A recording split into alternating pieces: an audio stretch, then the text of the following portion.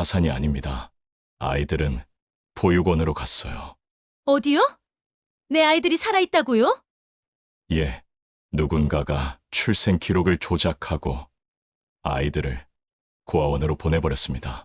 15년 동안 내가 아이들이 죽은 줄 알고 살았다는 거예요? 사연 시작하기 전에 구독과 좋아요 버튼 꼭 눌러주세요. 여러분의 작은 관심이 더 좋은 이야기를 만듭니다.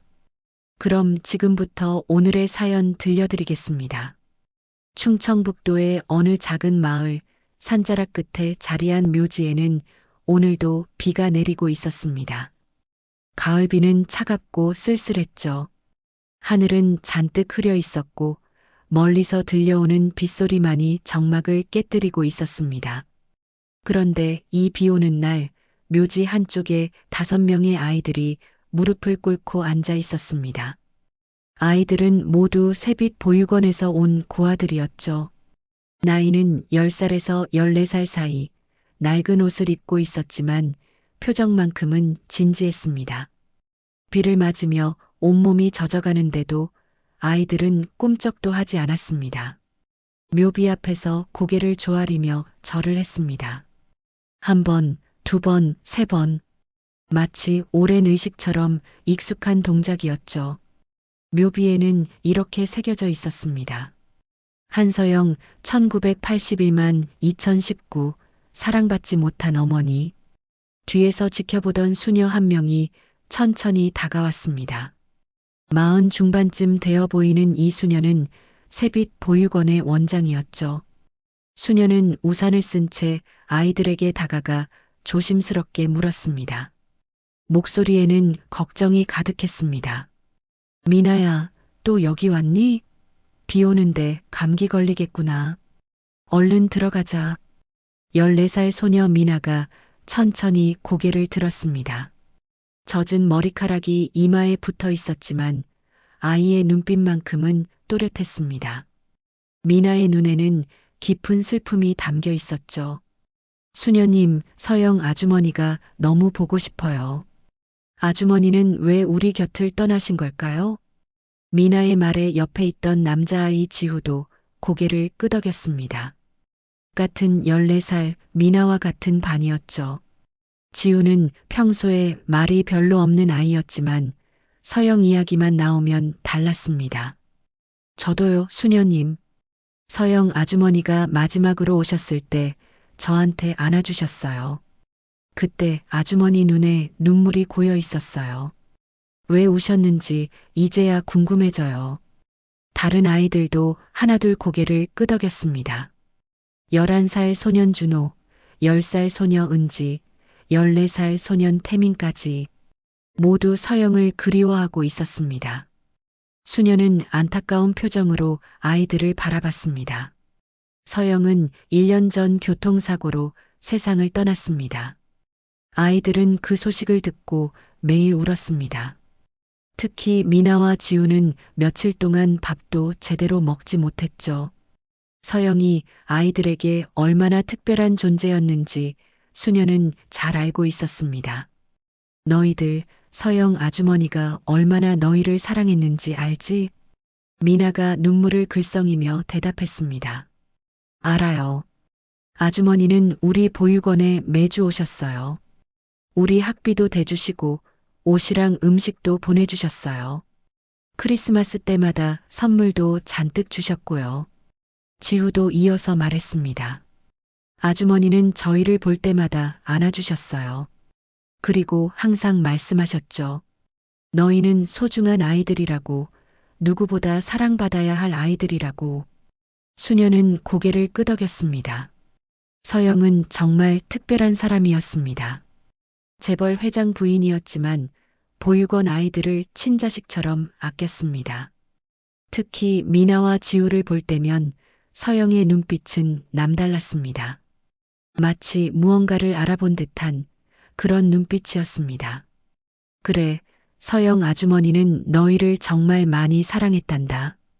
특히 미나와 지우를 유난히 아꼈지. 미나가 묘비를 쓰다듬으며 작은 목소리로 말했습니다. 수녀님, 전 서영 아주머니가 제 엄마였으면 좋겠어요. 아주머니를 볼 때마다 왠지 모르게 가슴이 따뜻해졌거든요. 마치 진짜 엄마 같았어요. 지후도 묘비에 손을 얹으며 속삭였습니다. 저도요. 아주머니 품에 안기면 정말 편했어요. 세상에서 제일 안전한 곳 같았어요. 수녀는 가슴이 먹먹해졌습니다. 아이들은 몰랐습니다. 이 묘의 주인인 한서영이 단순한 후원자가 아니라 미나와 지우를 낳은 친엄마였다는 사실을요. 수녀는 1년 전 서영의 비서에게서 받은 편지와 유전자 검사 결과지를 떠올렸습니다. 하지만 아직 아이들에게 말할 수 없었습니다. 때가 되면 알려줄 생각이었습니다. 너희 둘은 서영 아주머니를 정말 많이 닮았어.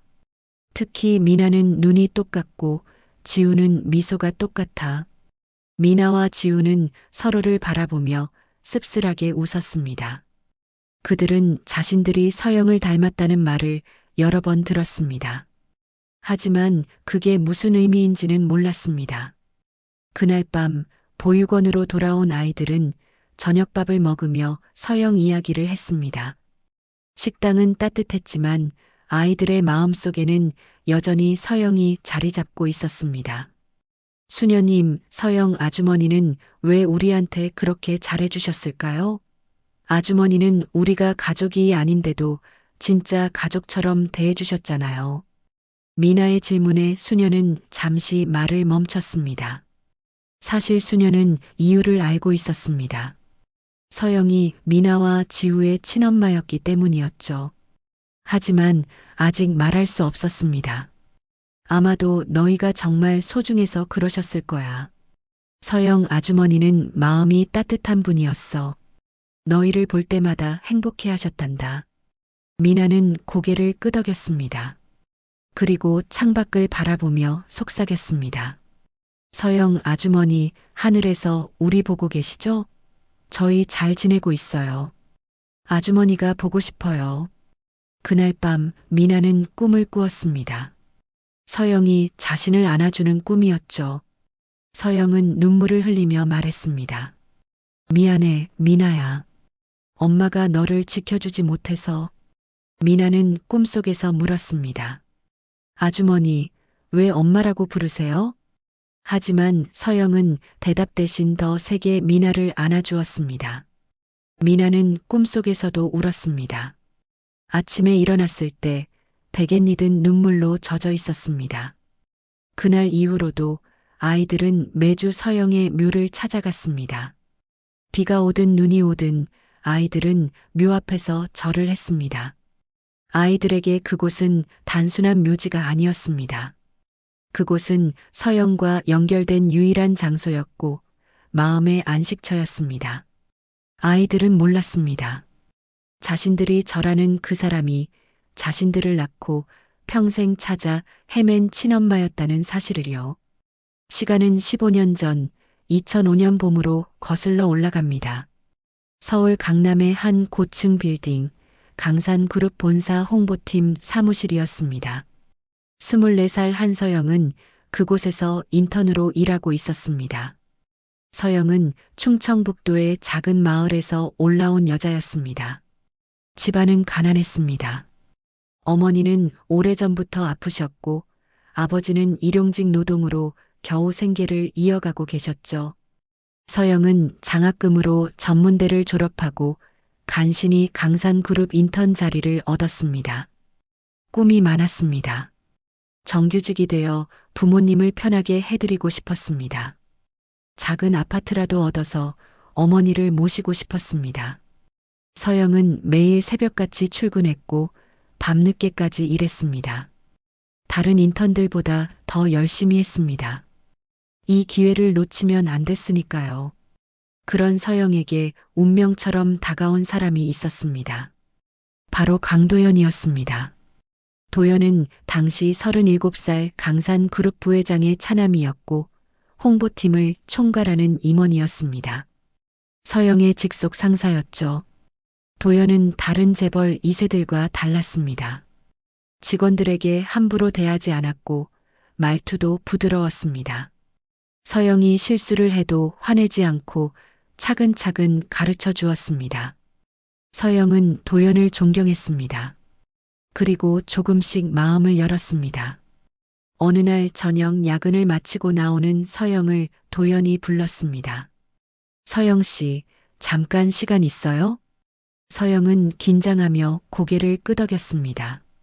도연은 서영을 조용한 카페로 데려갔습니다. 사람이 별로 없는 곳이었습니다. 도연은 커피를 건네며 조심스럽게 말했습니다. 요즘 서영 씨를 보면 자꾸 마음이 가요.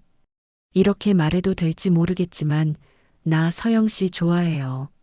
서영은 깜짝 놀랐습니다. 얼굴이 빨개졌습니다. 도연 같은 사람이 자신 같은 인턴을 좋아한다니 믿기지 않았습니다. 부장님, 그런 말씀하시면 안 돼요. 저는 그냥 인턴이에요. 도연은 서영의 손을 잡았습니다. 나한테는 그런 거 중요하지 않아요. 나는 서영 씨가 좋아요. 성실하고 착한 서영 씨가 정말 좋아요. 서영은 망설였습니다. 자신과 도연은 너무 다른 세계의 사람이었습니다. 하지만 도연의 눈빛은 진심으로 보였습니다. 서영도 도연에게 끌렸습니다. 따뜻하고 배려심 많은 도연이 좋았습니다. 하지만 부장님 가족들이 싫어하실 거예요. 저는 가난한 집안 출신이에요. 도연은 고개를 저었습니다. 그런 건 신경 쓰지 마요. 다만 한 가지만 약속해줘요. 이 관계는 세상에 알려지면 안 돼요. 우리 집안이 알면 큰일 나요. 조금만 조심하면서 만나요. 서영은 불안했지만 결국 도연의 손을 잡았습니다. 그렇게 두 사람은 비밀 연애를 시작했습니다. 서영은 생애 처음으로 사랑받는다는 기분을 느꼈습니다. 행복했습니다. 도연은 서영을 아꼈고 자주 만났습니다. 하지만 늘 조심해야 했습니다. 남들 눈을 피해 만났고 회사에서는 상사와 부하 관계를 유지했습니다. 몇 달이 지났습니다. 서영은 몸이 이상하다는 걸 느꼈습니다. 병원에 갔고 충격적인 소식을 들었습니다. 축하드려요. 임신하셨어요. 쌍둥이에요. 서영은 기쁘면서도 두려웠습니다. 아직 정규직도 아니었고 도연과의 관계도 공개되지 않은 상태였습니다. 무엇보다 도연의 반응이 걱정되었습니다. 하지만 서영은 용기를 내어 도연에게 말했습니다. 부장님, 저 아기가 생겼어요. 쌍둥이래요. 도연의 얼굴이 굳어졌습니다. 그 순간 서영은 알았습니다. 자신이 착각하고 있었다는 것을요. 도연은 한참 동안 말이 없었습니다. 그러다 한숨을 쉬며 입을 열었습니다. 서영아, 미안해. 이건 정말 곤란해. 우리 집안은 이 아이를 절대 받아들이지 않을 거야. 서영은 믿을 수 없었습니다. 자신을 사랑한다던 사람이, 함께하겠다던 사람이 이렇게 돌변할 줄은 몰랐습니다. 부장님은 저를 사랑한다고 했잖아요. 책임지겠다고 했잖아요. 도연은 고개를 돌렸습니다. 서영아, 나도 어쩔 수 없어. 나는 재벌가의 아들이야. 내 인생이 걸려 있어. 결혼도 이미 정해져 있고 가문의 기대가 있어. 우리 어머니가 알면 상상도 하기 싫어. 서영의 눈에서 눈물이 흘러내렸습니다. 그럼 저는요? 아기들은요? 우리는 어떻게 해요? 도연은 서영을 똑바로 보지 못했습니다. 미안해. 정말 미안해. 나는 너랑 계속 만날 수 없어. 이제 끝이야. 아기는 내가 알아서 처리해. 서영은 그 자리에 주저앉아 울었습니다. 세상이 무너지는 것 같았습니다. 도연은 그런 서영을 뒤로하고 떠났습니다.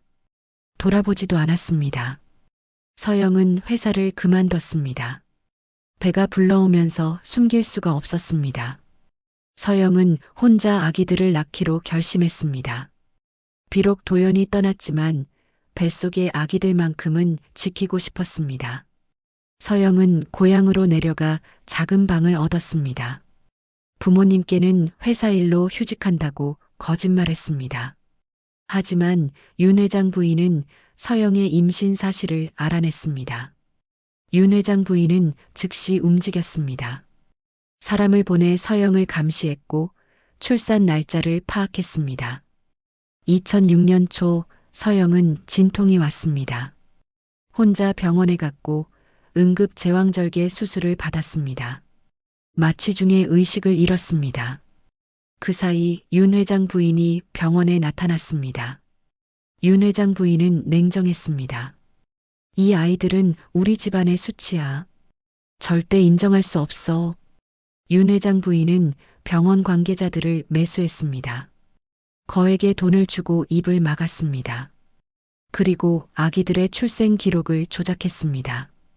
공식적으로 아기들은 사산된 것으로 처리되었습니다. 하지만 실제로는 아기들을 세빛 보육원으로 보냈습니다. 아무도 모르게 조용히 처리했습니다. 며칠 후 정신을 차린 서영에게 의사는 말했습니다. 안타깝게도 아기들이 사산되었습니다. 정말 죄송합니다. 서영은 비명을 질렀습니다. 세상이 끝난 것 같았습니다. 가슴이 찢어지는 것 같았습니다. 서영은 미쳐버릴 것 같았습니다. 그날 이후 서영은 정신과 치료를 받아야 했습니다. 기억의 일부는 흐릿해졌고 출산 전후의 기억은 거의 사라졌습니다. 서영은 고향으로 돌아와 조용히 살았습니다. 하지만 밤마다 악몽을 꾸었습니다. 아기 울음소리가 들렸고 누군가 자신에게서 무언가를 빼앗아가는 꿈이었습니다. 서영은 매일 울었습니다. 세월이 흘렀습니다. 그리고 놀랍게도 서영은 다시 도연을 만났습니다. 10년이 지난 후였습니다. 도연은 서영을 찾아왔습니다. 무릎을 꿇고 용서를 빌었습니다. 서영아, 미안해. 내가 잘못했어. 나랑 결혼해줘. 내가 평생 책임질게. 서영은 망설였지만 결국 도연의 청을 받아들였습니다. 외로움과 상실감 속에서 서영은 도연에게 다시 기댈 수밖에 없었습니다. 그렇게 두 사람은 결혼했고 서영은 재벌가의 부인이 되었습니다. 하지만 서영은 여전히 밤마다 악몽을 꾸었습니다. 그리고 가슴 한편에는 항상 공허함이 자리 잡고 있었습니다. 무언가 잃어버린 것 같은 그런 느낌이었습니다. 2018년 가을, 한서영은 강 회장 부인으로서 화려한 삶을 살고 있었습니다. 겉으로 보기에는 모든 것을 가진 여자였습니다. 돈도 명예도 있었고 사회적 지위도 높았습니다. 하지만 서영의 마음속에는 여전히 채워지지 않는 공허함이 자리 잡고 있었습니다. 밤마다 서영은 같은 악몽에 시달렸습니다. 비 오는 날 누군가 자신의 품에서 무언가를 빼앗아가는 꿈이었습니다. 아기 울음소리가 들렸고 그 소리는 점점 멀어졌습니다. 서영은 꿈속에서 비명을 지르며 깨어났습니다. 식은땀이 등을 적셨고 심장은 미친 듯이 뛰었습니다. 남편 도연은 옆에서 짜증스럽게 말했습니다. 또 악몽이야? 병원 가서 약 좀 타와. 나까지 잠을 못 자겠어.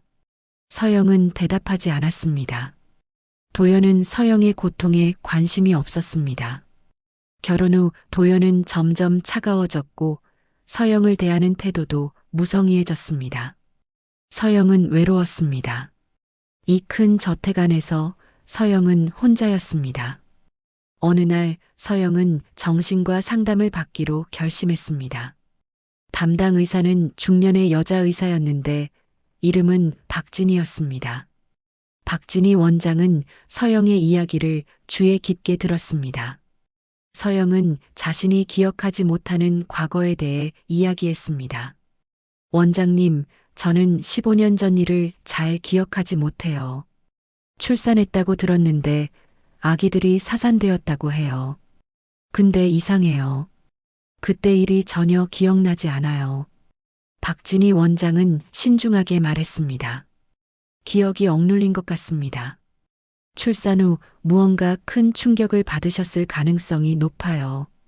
외상 후 스트레스 장애의 일종일 수 있습니다. 그럼 제 기억을 되찾을 수 있을까요? 시간이 걸리겠지만 최면 치료나 상담을 통해 조금씩 기억을 되살릴 수 있습니다. 하지만 강제로 기억을 끄집어내는 건 위험할 수 있어요. 서영은 고개를 끄덕였습니다. 하지만 마음속으로는 결심했습니다. 반드시 진실을 알아내겠다고요. 서영은 혼자서 조사를 시작했습니다. 15년 전 자신이 출산했던 병원을 찾아갔습니다. 하지만 병원 측은 냉담했습니다. 죄송합니다만 그때 기록은 개인정보 보호 때문에 공개할 수 없습니다. 서영은 포기하지 않았습니다. 돈을 써서라도 진실을 알아내고 싶었습니다. 서영은 사립탐정을 고용했습니다. 탐정은 몇 주 후 서영에게 충격적인 정보를 가져왔습니다. 부인, 당시 병원 관계자 중 한 명을 찾았습니다. 그 사람 말로는 부인의 아기들이 사산된 게 아니라 고아원으로 보내졌다고 합니다. 서영은 눈앞이 캄캄해졌습니다. 손이 떨렸고 호흡이 가빠졌습니다. 뭐라고요? 그게 무슨 말이에요? 당시 시어머니 되시는 분이 병원에 압력을 넣었다고 합니다. 출생 기록을 조작하고 아기들을 몰래 고아원으로 보냈다고 해요. 서영은 그 자리에 주저앉았습니다. 온몸이 떨렸습니다. 분노와 슬픔이 동시에 밀려왔습니다. 자신의 아이들이 살아있다니. 15년 동안 자신은 아이들이 죽었다고 믿었는데 사실은 살아있었다니. 어느 고아원이에요? 충청북도에 있는 새빛 보육원입니다. 서영은 즉시 차를 몰고 새빛 보육원으로 향했습니다. 마음은 급했지만 동시에 두려웠습니다. 아이들을 만나면 뭐라고 말해야 할까? 자신을 용서해 줄까? 서영은 눈물을 흘리며 운전했습니다. 새빛 보육원에 도착한 서영은 원장 수녀를 만났습니다. 서영은 봉사활동을 하고 싶다고 말했습니다. 수녀는 반가워하며 서영을 안내했습니다. 어서 오세요. 저희 아이들이 정말 좋아할 거예요. 서영은 보육원을 둘러보았습니다. 그곳에는 10명 남짓한 아이들이 있었습니다. 서영은 한 명 한 명 아이들의 얼굴을 살폈습니다. 그러다 한 소녀와 눈이 마주쳤습니다. 15살쯤 되어 보이는 소녀였습니다. 그 순간 서영의 심장이 멎는 듯 했습니다. 소녀의 눈은 자신과 똑같았습니다. 눈매도 눈빛도 모든 게 자신을 닮았습니다. 서영은 본능적으로 알았습니다. 이 아이가 자신의 딸이라는 것을요. 이 아이 이름이 뭐예요? 서영의 목소리는 떨렸습니다. 수녀가 웃으며 대답했습니다. 미나예요. 착하고 공부도 잘하는 아이죠. 보육원에 온 지 15년 됐어요. 태어나자마자 여기 맡겨졌대요. 서영은 미나를 바라보았습니다. 미나도 서영을 물끄러미 쳐다보았습니다. 두 사람 사이에는 묘한 기류가 흘렀습니다. 마치 피가 서로를 알아보는 듯한 느낌이었습니다. 안녕하세요, 아주머니. 미나가 수줍게 인사했습니다. 서영은 가슴이 터질 것 같았습니다. 자신의 딸이 자신을 아주머니라고 부르고 있었습니다. 서영은 눈물을 참으며 웃었습니다. 안녕, 미나야. 나는 한서영이야. 앞으로 자주 올게. 그날 이후 서영은 매주 보육원을 찾았습니다. 미나뿐만 아니라 다른 아이들도 돌봤습니다. 특히 미나와 같은 나이의 남자아이 지우도 눈에 띄었습니다. 지우의 생일을 물어보니 미나와 같은 날이었습니다. 서영은 깨달았습니다. 지우도 자신의 아이라는 것을요. 쌍둥이였던 겁니다. 서영은 몰래 아이들의 머리카락을 채취했습니다. 그리고 유전자 검사를 의뢰했습니다. 일주일 후 결과가 나왔습니다. 봉투를 뜯는 서영의 손은 떨렸습니다. 미나, 지우, 한서영과 친자관계 일치. 서영은 그 자리에서 무너졌습니다. 손으로 입을 막고 흐느꼈습니다. 자신의 아이들이 살아 있었습니다. 15년 동안 고아원에서 자랐습니다. 서영은 자신을 용서할 수 없었습니다.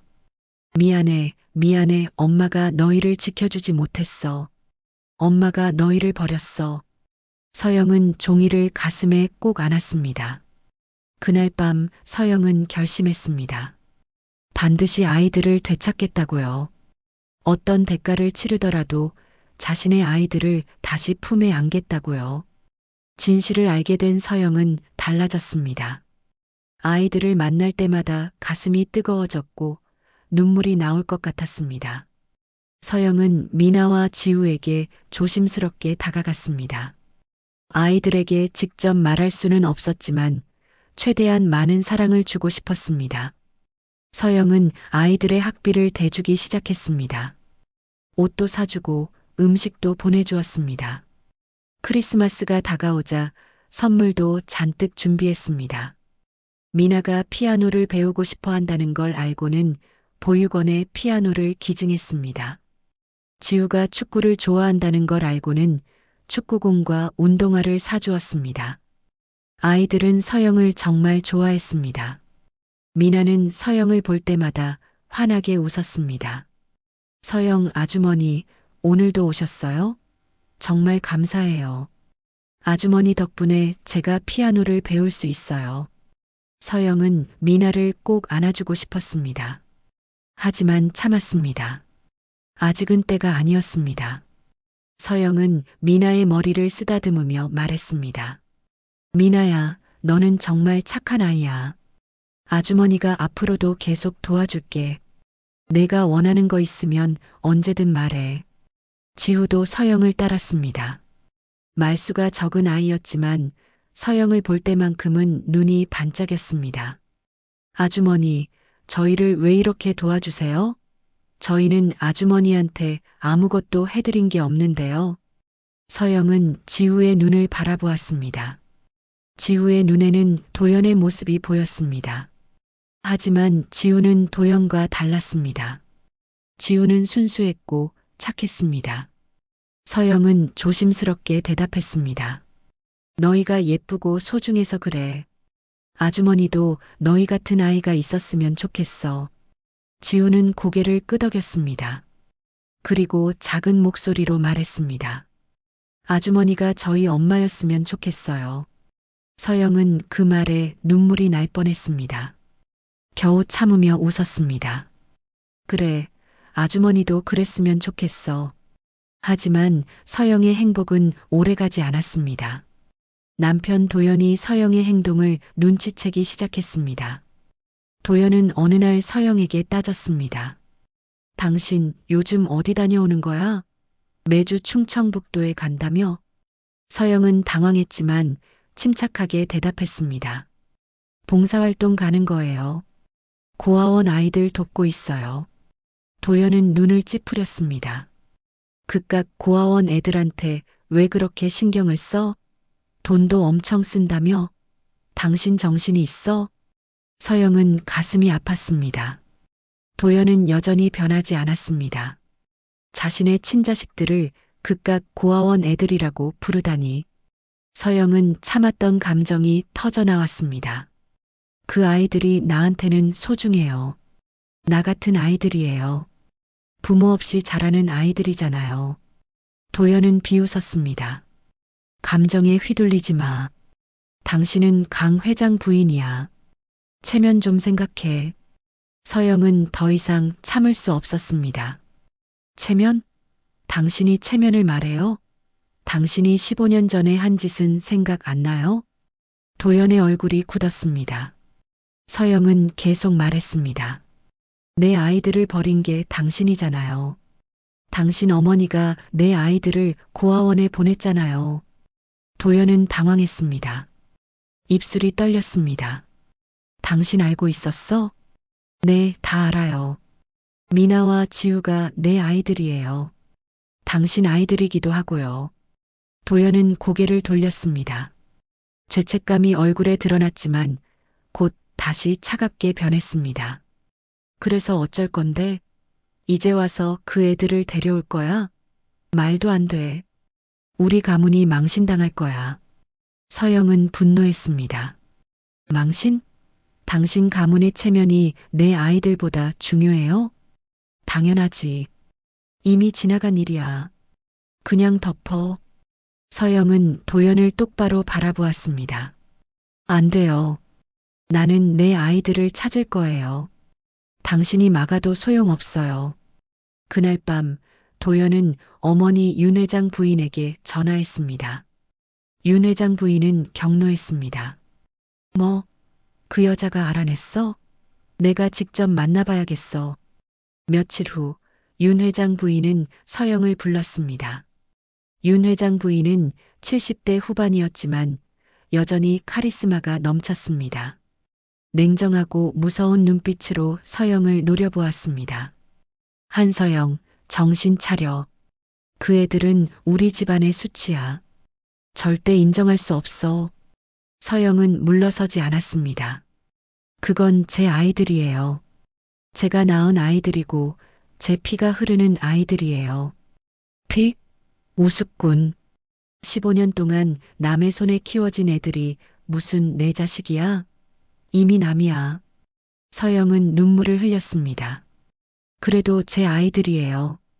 제가 다시 데려올 거예요. 윤 회장 부인은 차갑게 웃었습니다. 내가 그 애들을 데려오는 순간 넌 이 집에서 쫓겨날 거야. 재산도 한 푼 못 받을 거고 사회적으로 매장당할 거야. 그래도 할 거야? 서영은 고개를 끄덕였습니다. 네, 그래도 할 거예요. 돈이고 명예고 다 필요 없어요. 제 아이들만 있으면 돼요. 윤 회장 부인의 얼굴이 일그러졌습니다. 어리석은 여자. 내가 감당할 수 있을 것 같아? 서영은 대답하지 않고 자리에서 일어났습니다. 그리고 집을 나섰습니다. 서영은 결심했습니다. 오늘 당장 보육원으로 가서 아이들에게 진실을 말하겠다고요. 그리고 아이들을 데리고 새로운 삶을 시작하겠다고요. 서영은 차를 몰았습니다. 밖에는 비가 내리기 시작했습니다. 빗소리가 차창을 두드렸습니다. 서영은 눈물을 흘리며 운전했습니다. 가슴속에는 희망이 가득했습니다. 곧 아이들을 안을 수 있다는 생각에 설렜습니다. 하지만 서영은 몰랐습니다. 이 길이 자신의 마지막 길이 될 줄은요. 비는 점점 더 거세게 내렸습니다. 서영은 와이퍼를 최대한 빠르게 작동시켰지만 앞이 잘 보이지 않았습니다. 도로는 미끄러웠고 시야는 흐려졌습니다. 하지만 서영은 멈출 수 없었습니다. 하루라도 빨리 아이들에게 가고 싶었습니다. 서영은 핸들을 꽉 쥐고 산길을 달렸습니다. 새빛 보육원으로 가는 길은 구불구불한 산길이었습니다. 평소에도 조심해야 하는 길이었는데 비까지 내리니 더욱 위험했습니다. 그러나 서영의 머릿속에는 오직 미나와 지후의 얼굴만 가득했습니다. 조금만 기다려. 엄마가 곧 갈게. 이제 다 말할 거야. 엄마가 너희를 사랑한다고, 미안하다고. 서영은 혼잣말을 중얼거렸습니다. 눈에는 눈물이 고였고 가슴은 벅차올랐습니다. 15년 만에 자신의 아이들에게 엄마라고 말할 수 있다는 생각에 떨렸습니다. 바로 그때였습니다. 맞은편에서 트럭 한 대가 빠르게 다가왔습니다. 트럭은 중앙선을 넘어 서영의 차선으로 들어왔습니다. 서영은 깜짝 놀라 급하게 핸들을 꺾었습니다. 으악! 차는 미끄러졌습니다. 브레이크를 밟았지만 소용없었습니다. 빗길에 타이어가 헛돌았고 차는 통제를 벗어났습니다. 서영은 필사적으로 핸들을 돌렸지만 차는 가드레일을 들이받았습니다. 쾅! 가드레일이 부서졌고 차는 절벽 아래로 떨어졌습니다. 서영은 비명을 지를 틈도 없었습니다. 차는 몇 바퀴 굴렀고 나무에 부딪히며 멈췄습니다. 유리창은 산산조각 났고 차체는 구겨졌습니다. 서영은 의식이 희미해졌습니다. 피가 이마에서 흘러내렸고 온몸이 아팠습니다. 숨을 쉬기도 힘들었습니다. 서영은 가까스로 눈을 떴습니다. 흐릿한 시야 속에서 비가 차 안으로 쏟아져 들어오는 게 보였습니다. 미나 지후. 서영은 가방을 더듬었습니다. 가방 안에는 유전자 검사 결과지와 편지가 들어 있었습니다. 서영은 떨리는 손으로 봉투를 꺼냈습니다. 아이들에게 전하지 못한 편지였습니다. 서영은 마지막 힘을 짜내어 봉투를 품에 안았습니다. 미안해, 엄마가 너희를 안아주지 못해서, 엄마가 늦어서. 서영의 눈에서 눈물이 흘러내렸습니다. 그리고 천천히 눈을 감았습니다. 의식이 사라져갔습니다. 마지막 순간 서영의 머릿속에는 미나와 지우의 웃는 얼굴이 떠올랐습니다. 몇 시간 후 지나가던 등산객이 사고를 발견했습니다. 신고를 받고 출동한 구급대원들은 서영을 발견했지만 이미 늦었습니다. 서영은 현장에서 숨을 거두었습니다. 다음 날 뉴스는 이 사고를 대서특필했습니다. 재벌 강산그룹 회장 부인 한서영, 교통사고로 사망. 향년 50세. 도연은 장례식장에서 무표정한 얼굴로 조문객들을 맞았습니다. 눈물 한 방울 흘리지 않았습니다. 윤 회장 부인도 마찬가지였습니다. 냉정하게 장례를 치렀습니다. 아무도 서영의 죽음을 슬퍼하지 않았습니다. 하지만 한 사람만은 달랐습니다. 바로 서영의 비서였던 최은주였습니다. 은주는 서영이 생전에 자주 보육원에 간다는 걸 알고 있었습니다. 서영이 얼마나 그 아이들을 사랑했는지도 알고 있었습니다. 은주는 서영의 차에서 발견된 가방을 받았습니다. 경찰은 가방을 유족에게 전달했고 도연은 은주에게 처리하라고 던져주었습니다. 은주는 가방을 열어보았습니다. 안에는 젖은 봉투가 들어 있었습니다. 은주는 봉투를 조심스럽게 열었습니다. 안에는 유전자 검사 결과지와 편지가 있었습니다. 은주는 편지를 읽었습니다. 눈물이 주르륵 흘러내렸습니다. 미나야, 지우야. 이 편지를 읽을 때쯤이면 엄마는 이미 너희 곁에 없을지도 모르겠구나. 엄마는 너희를 너무 늦게 찾아서 미안해. 15년 동안 너희가 고아원에서 자라는 동안 엄마는 아무것도 몰랐어. 용서해 줄 수 있겠니? 엄마가 너희를 버린 게 아니야. 엄마도 몰랐어. 누군가 엄마에게서 너희를 빼앗아 갔어. 하지만 엄마는 너희를 찾았어. 그리고 너희를 정말 사랑해. 엄마는 너희를 다시 안고 싶었어. 너희에게 엄마라고 불리고 싶었어. 하지만 이제 그럴 수 없을 것 같아. 미안해. 정말 미안해. 엄마는 항상 너희 곁에 있을 거야. 하늘에서라도 너희를 지켜볼게. 사랑해, 미나야, 지우야. 엄마가 정말 사랑해. 엄마 한서영. 은주는 편지를 가슴에 안고 울었습니다. 이렇게 슬픈 사연이 있었다니. 은주는 결심했습니다. 이 편지를 아이들에게 전해줘야겠다고요. 서영의 마지막 소원을 이뤄줘야겠다고요. 은주는 밤에 몰래 새빛 보육원을 찾아갔습니다. 보육원 문 앞에 봉투를 두고 왔습니다. 봉투 안에는 편지와 유전자 검사 결과지가 들어 있었습니다. 그리고 작은 쪽지도 함께 넣었습니다. 미나와 지우에게. 이 편지는 한서영 부인이 남긴 마지막 편지입니다. 부디 읽어주세요. 부인은 두 분을 정말 사랑했습니다. 은주는 봉투를 내려놓고 조용히 사라졌습니다. 그날 밤 비가 또다시 내렸습니다. 은주는 차 안에서 눈물을 흘렸습니다. 부인, 이제 편히 쉬세요. 제가 아이들에게 진실을 전해드렸어요. 다음 날 아침 수녀는 보육원 문 앞에서 봉투를 발견했습니다. 수녀는 봉투를 열어보았고 그 안의 내용을 읽었습니다. 수녀는 충격을 받았습니다. 손이 떨렸고 눈물이 쏟아졌습니다. 세상에 서영 씨가 미나와 지우의 친엄마였다니. 수녀는 편지를 꼭 쥐고 무릎을 꿇었습니다. 하늘을 향해 기도했습니다. 주님, 이 불쌍한 영혼을 위해 기도합니다. 그녀가 천국에서 평안을 찾기를 바랍니다. 수녀는 고민했습니다. 이 사실을 아이들에게 말해야 할까요? 아니면 숨겨야 할까요? 수녀는 밤새 기도하며 생각했습니다. 수녀는 결국 아이들에게 진실을 말하지 않기로 결정했습니다.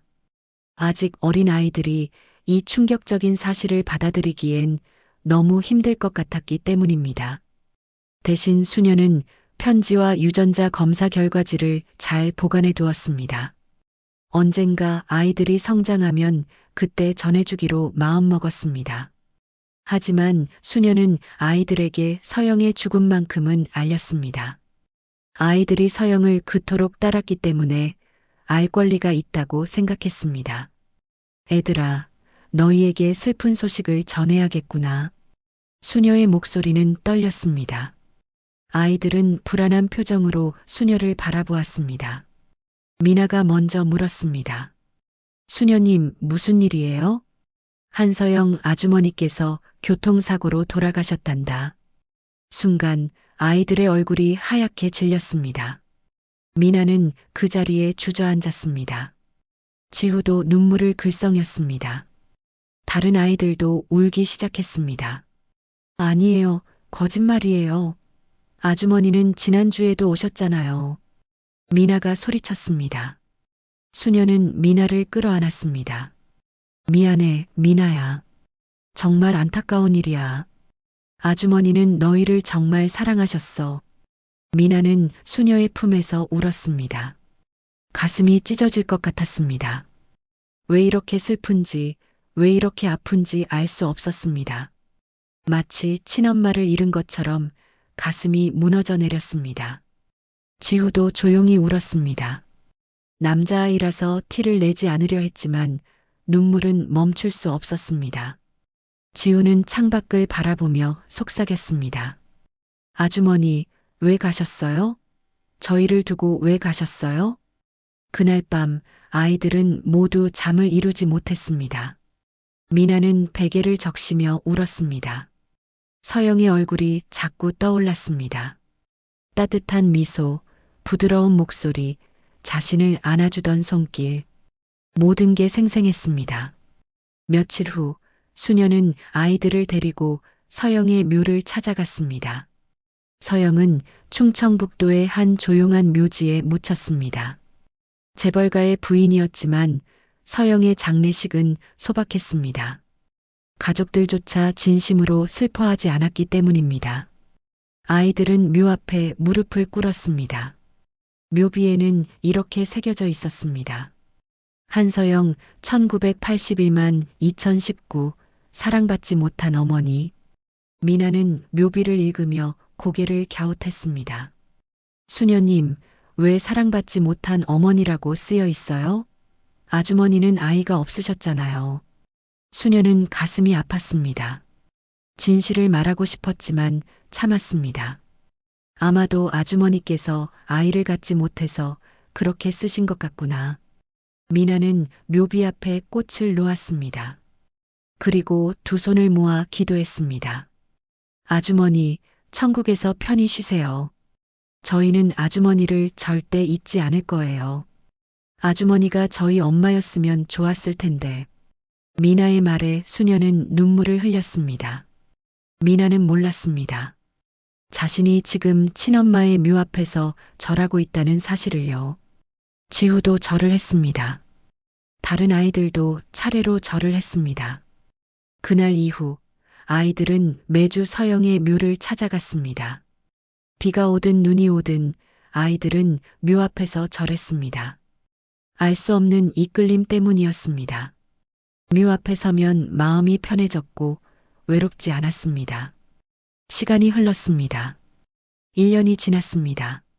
미나와 지우는 이제 14살이 되었습니다. 여전히 묘를 찾아갔고 서영을 그리워했습니다. 아이들은 자라면서도 서영을 잊지 못했습니다.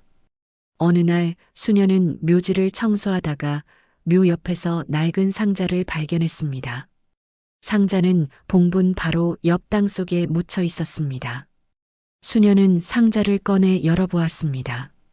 안에는 사진 한 장과 또 다른 편지가 있었습니다. 사진에는 젊은 시절의 서영이 찍혀 있었습니다. 배가 불러 있었고 행복하게 웃고 있었습니다.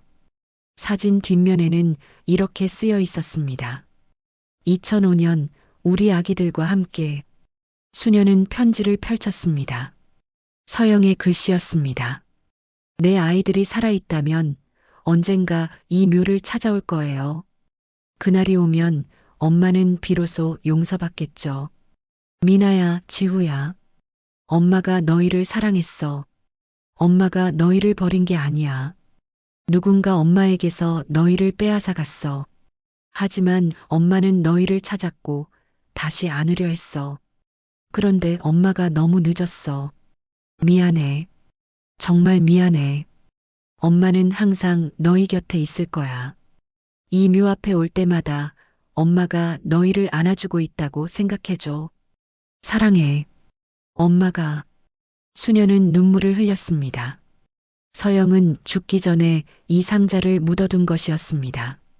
언젠가 아이들이 진실을 알게 될 날을 대비해서였습니다.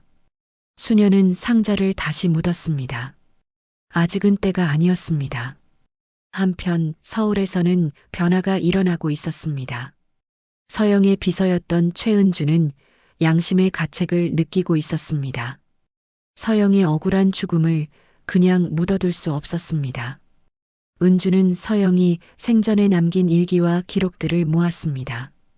그리고 조용히 언론사에 제보했습니다. 강산그룹 회장 부인 한서영의 숨겨진 비밀. 15년 전 쌍둥이 자녀 유기 의혹. 기자들은 취재를 시작했습니다. 병원 관계자들을 찾아갔고 증언을 수집했습니다. 점점 진실이 드러나기 시작했습니다. 윤 회장 부인이 병원에 압력을 넣었다는 증거도 나왔습니다. 출생 기록 조작, 아기들의 불법 이송, 모든 게 밝혀졌습니다. 그리고 결정적으로 유전자 검사 결과가 공개되었습니다. 은주가 언론에 제공한 것이었습니다. 미나와 지우가 한서영의 친자라는 증거였습니다. 세상은 발칵 뒤집혔습니다. 재벌가의 추악한 비밀이 드러났습니다. 사람들은 분노했고 윤 회장 부인과 강도연을 비난했습니다. 어떻게 친손주들을 고아원에 버릴 수 있어? 한서영 부인이 얼마나 고통스러웠을까? 여론은 들끓었습니다. 강산그룹의 주가는 폭락했습니다. 검찰은 윤 회장 부인과 도연을 조사하기 시작했습니다. 뉴스는 연일 이 사건을 보도했습니다. 기자들은 새빛 보육원으로 몰려들었습니다. 카메라와 마이크를 든 기자들이 보육원 앞에 진을 쳤습니다. 수녀는 당황했지만 아이들을 보호하기 위해 기자들을 막아섰습니다. 아이들은 아직 어립니다. 제발 그냥 보내주세요. 하지만 기자들은 물러서지 않았습니다. 결국 수녀는 미나와 지우를 따로 불렀습니다. 더 이상 숨길 수 없었습니다. 진실을 말해야 할 때가 온 것입니다. 수녀는 두 아이를 작은 방으로 데려갔습니다. 미나와 지우는 불안한 표정으로 수녀를 바라보았습니다. 수녀님, 무슨 일이에요? 왜 기자들이 이렇게 많이 왔어요? 미나가 물었습니다. 수녀는 깊은 숨을 들이쉬었습니다. 그리고 천천히 입을 열었습니다. 미나야, 지우야. 너희에게 할 말이 있어.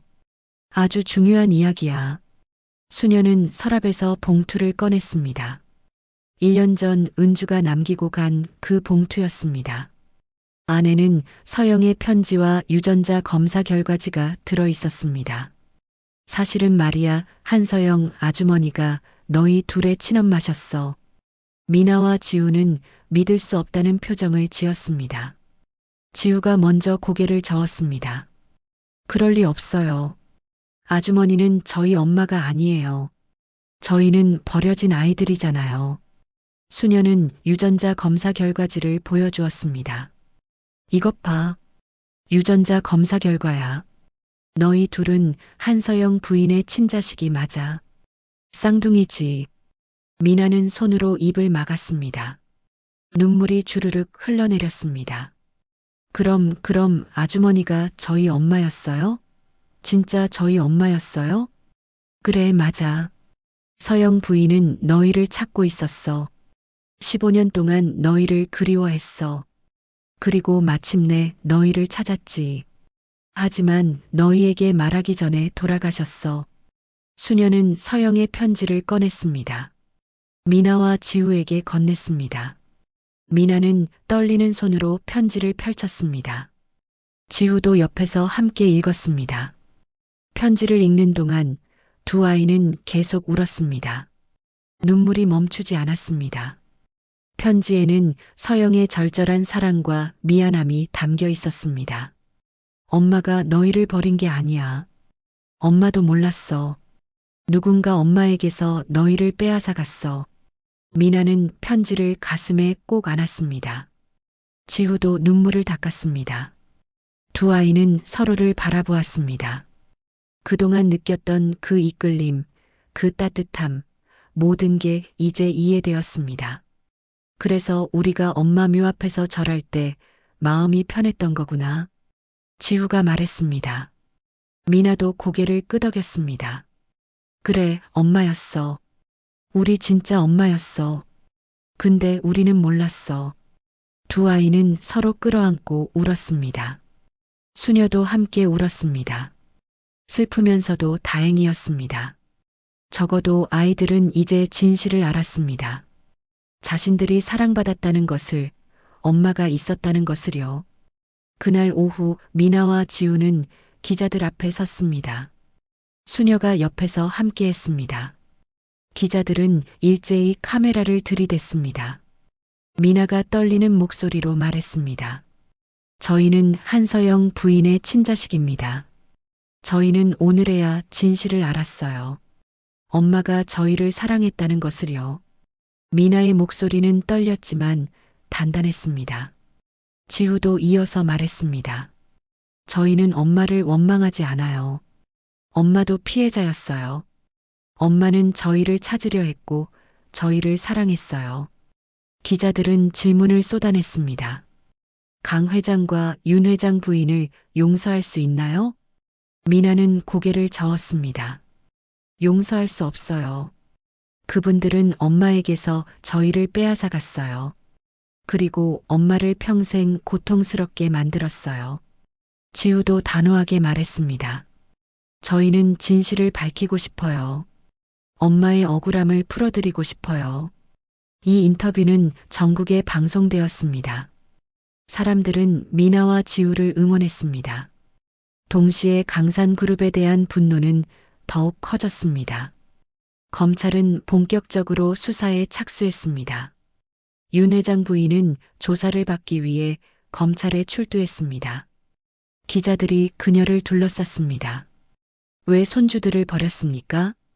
한서영 부인에게 사과할 생각은 없습니까? 윤 회장 부인은 대답하지 않았습니다. 고개를 숙인 채 검찰청으로 들어갔습니다. 하지만 조사실에서 윤 회장 부인은 여전히 냉정했습니다. 나는 가문을 지키려 했을 뿐이야. 잘못한 게 없어. 검사는 고개를 저었습니다.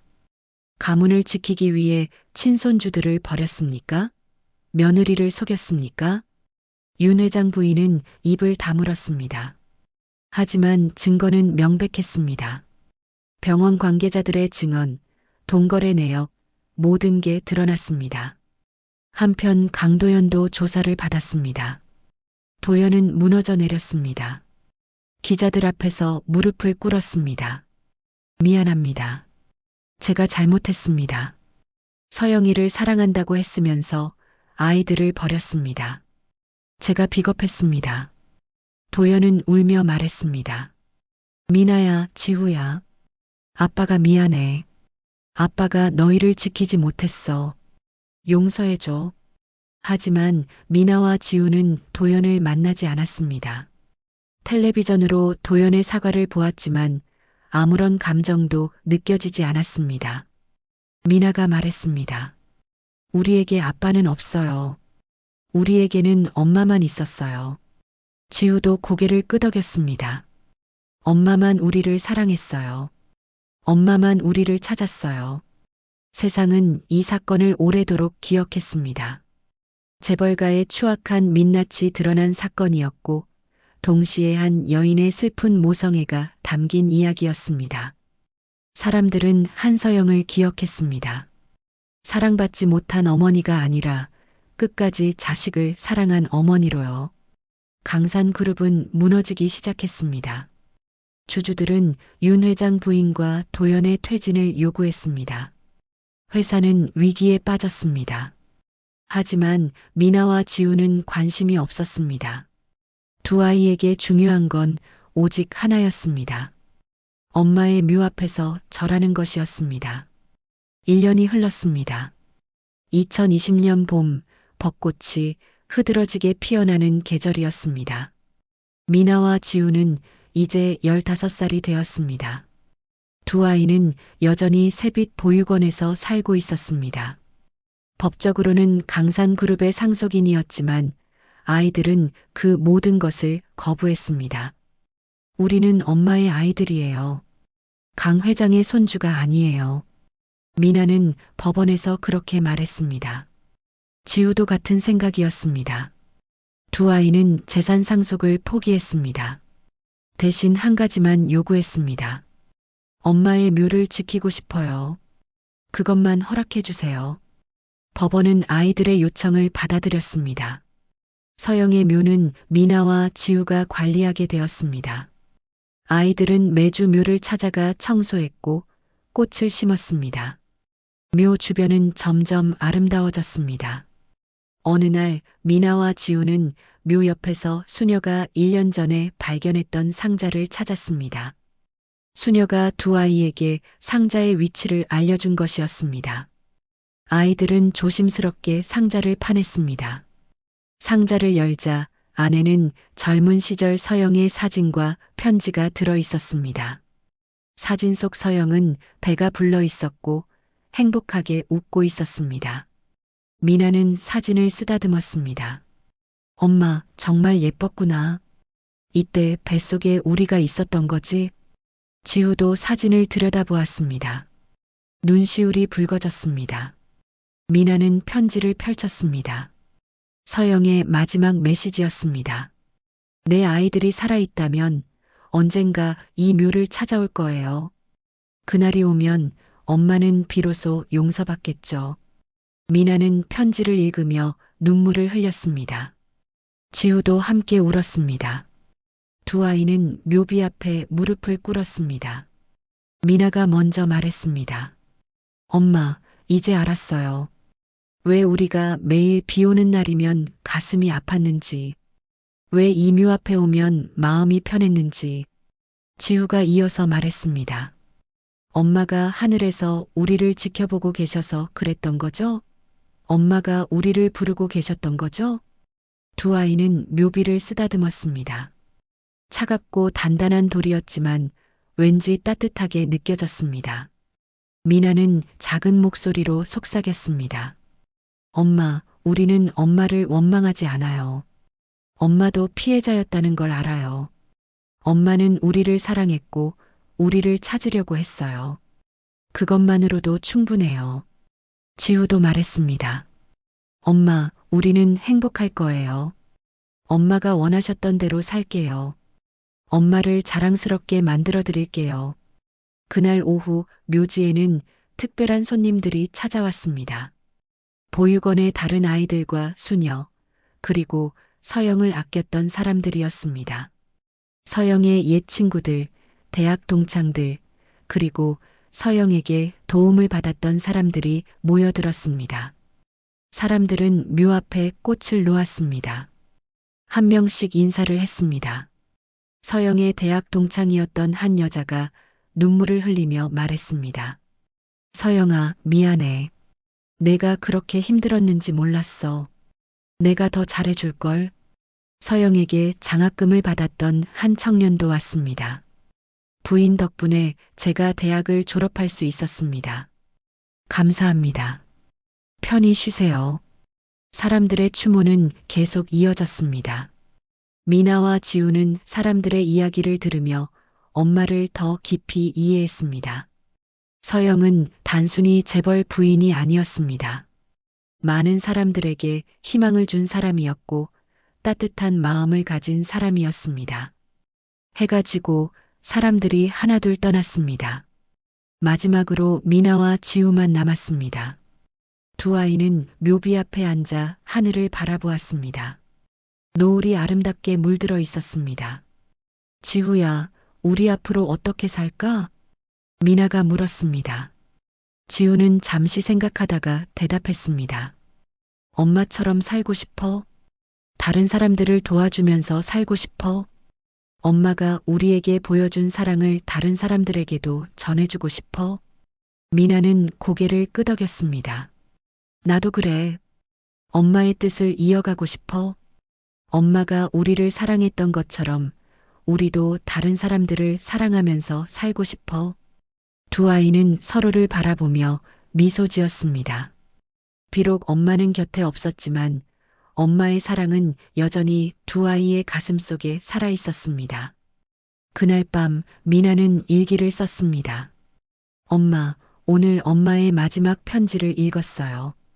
엄마가 얼마나 우리를 사랑했는지 알았어요. 엄마는 피는 속일 수 없다고 말씀하셨죠. 맞아요. 우리는 엄마를 몰랐지만 가슴은 알고 있었어요. 피는 기억했어요.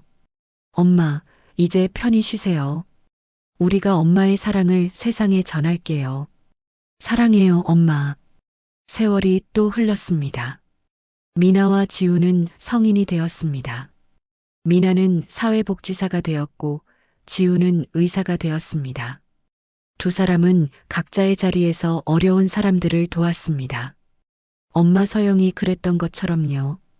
미나는 매년 봄마다 새빛 보육원을 찾아가 아이들을 도왔습니다. 지우는 무료 진료소를 열어 가난한 사람들을 치료해 주었습니다.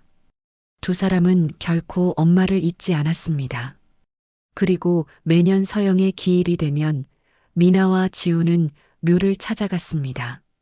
묘비는 여전히 그 자리에 있었고 그 위에는 새로운 문구가 추가되어 있었습니다. 미나와 지우가 새긴 문구였습니다.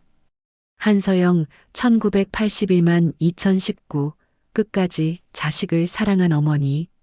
당신의 사랑은 영원히 우리 가슴 속에 살아 있습니다.